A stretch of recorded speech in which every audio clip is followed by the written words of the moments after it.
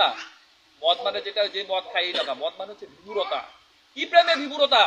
কৃষ্ণ প্রেমে বিভুরতা। এই বিভুরতায় থাকতে হবে। মত হচ্ছে ভক্তি, বিভুরতা ভক্তি থাকতে হবে। হ্যাঁ, ভক্তি। অনেকে যদি বলে আমার ফ্যামিলিতে 3 জন আছে, ছেলে আর স্বামী স্ত্রী, তাহলে বোঝা যাবে সে কি হতে পারে নাই।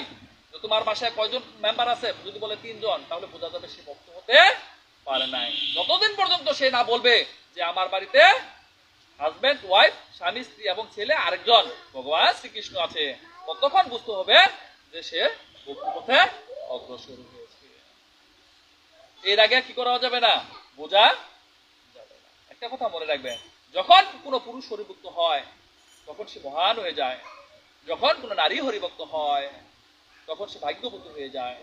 যখন উভয়ই হরিভক্ত হয় তখন তাদের গৃহ মন্দিরে পরিণত হয়। আবার যখন স্বামী স্ত্রী সহ উভয়ই সহ পুত্রাদিও হরিভক্ত হয়ে যায়, তখন তাদের এই মন্দির গোলক বৃন্দাবনে প্রাপ্ত হয়ে যায়।